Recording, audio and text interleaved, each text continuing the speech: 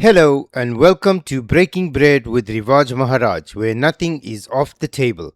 For today's episode, I want to talk about the recent Hungarian election. So, without further ado, let's get into it. Now, I'm sure you're all aware that Hungary recently held its presidential elections, and the candidate Viktor Orban, who had been in power for 16 years, had conceded defeat to his opponent Peter Magyar. So right off the bat, I want to say, I was wrong. I was of the firm belief that Viktor Orban would definitely win the election. However, that is not the case. There's a few things that have crept up here that are, that warrant a discussion. Now, if you look at the posts by Hillary Clinton describing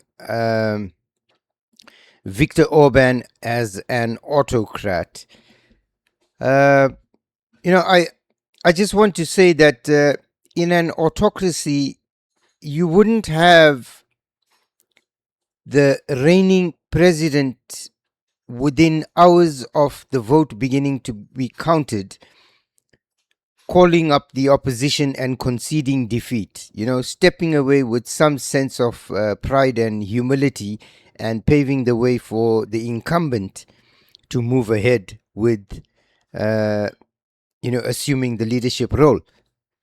Far from it. If you've watched the American elections as of late, the last 2-3 elections, you've had nothing but issues. Even if you recall, going all the way back to when I think it was Al Gore that stood against George W. Bush, and the mudslinging after the election, and claims of voter rigging and stealing elections, and the same thing between Trump and Biden, and Hillary Clinton herself, spreading false rumors about Russiagate and that.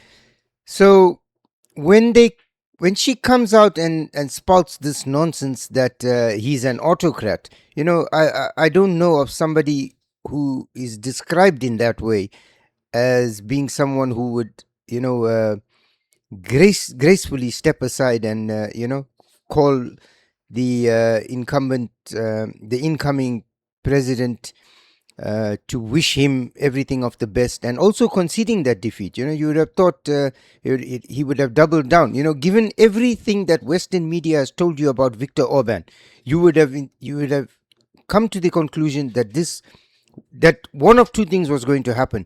Viktor Orban was going to win because he would have intimidated his way into the election, or alternatively having rigged the election, or secondly, that in the event of a win taking place, he would have at least contested the claim. So in the event of him losing the election, he would have at the least contested the election results, or alternatively dissolved parliament and called for fresh elections. But you see a man who's being described as this monster suddenly, within hours of the vote being counted, calling his opponent, conceding that the opponent has won, and wishing him everything of the best. So that's not something I would expect from an autocrat, honestly. The other thing is, I often find in politics, everybody that needs to get a vote says everything that is required to appease the person that is requiring the vote from.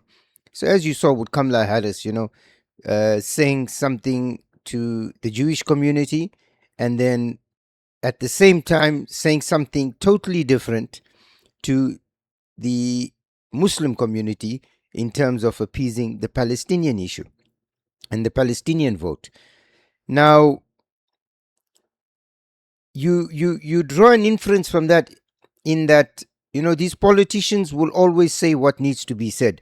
So you then reach the conclusion that what is said is far less important than what is actually done. Now, I know people are coming out in the comments on X, and it's they're claiming that he's a lot more right-leaning than Viktor Orban, and he's going to do. He's not for Ukraine joining the EU and things like that. However, what remains to be seen is what he actually does regarding this. Now, I know his first, from what I've been seeing on X, and I'm not 100% certain of this, but apparently he's announced that his first foreign visit will be to Poland. Now, Poland is, while trying to straddle the fence of maintaining some semblance of a hardline approach in terms of keeping its Christian values and things like that, it is slowly but surely being the European system is slowly eating at its foundation, and it's only a matter of time before it collapses. So the important thing here is to look at Mr. Magyar's stance on immigration, his border control, because that was what, for me, when I looked at Viktor Orban, that was what I saw as something leaning to his credibility. I'll tell you, as I've mentioned in my previous video, I've been to Budapest, and while it can be said that, oh, you've seen the good areas and this and that, I'll tell you honestly, the man has done a lot to lock his borders down. And I'll come back to this shortly. The other thing is, when you look at the people that are congratulating him, you got George Soros' son coming out and hailing this as a victory. You've got Ursula von der Leyen hailing it as a victory. Hillary Clinton, Obama. These are all the people responsible for a lot of the mayhem that is currently going around the world. When you look at what the United Kingdom, what Europe has become, what America became with its open border policy, you then understand that these are the same players that are now creeping out of the woodwork and rearing their ugly head. And this means that it could just mean that, hey, they're congratulating him. Alternatively, it could mean that they're messaging to him, we're here, join us. Or it could mean that he's already embraced their policies, and now you're going to see the real Peter Magyar. So I'm not certain. However, I know that if he follows down that path, I'm certain Zelensky is going to get his 90 million. Not allowing Zelensky, Ukraine into the EU is not the same thing as vetoing that 90 billion that is going to go to Zelensky, which then means that the war continues and innocent Ukrainians will be sent to their death, all the while Zelensky and his cronies keep stealing money. So, these are all the points to watch. If you recall, I mentioned I'm, closely watching what he's going to do regarding his borders, because you often get the question asked in X, what next for Hungary? And my reply is, if he continues down the path that the EU are indicating he will or are hoping he will, then all you need to do is look at Spain, look at France, look at Germany, look at the United Kingdom, look at America under a Biden administration, and you will understand exactly where Hungary is going to be 4-5 years down the line. And the Hungarians have now made their bed. It's for them to lie in it. It's a democratic process that has taken place. We have to respect that process, because that is the will of the Hungarian people. It is not up to us or anybody else to decide what path they should take. But if he decides to follow the policies promulgated by many of these European countries, then I think it's a safe bet to say, having looked at France, looked at the United Kingdom, you will understand where Hungary is going to be. And, if there's one thing I know about a lot of Eastern European nations and the people from there, they're very proud, they're very Christian, and they're very, very proud of their heritage, their lineage, and their value system. Their family, close family ties, close family bonds, it means a lot to them. The family unit, their religious unit, and that is what the grounding of society for the large part has been based on. I've grown up in South Africa under apartheid, a heavily Christian country, never impacted my religion in any way or my religious beliefs in any way. However, it is something I can identify with, because along with that came a sense of law and order, a sense of family values that we all grew up to embrace and has served humanity well. This madness that has crept in recently, I don't understand it. I really don't understand it, and I don't agree with it. And I'm not ashamed to say it. You can like it, you can dislike it, it's immaterial. This is my view. And I know a lot of these Eastern European people have the same value system.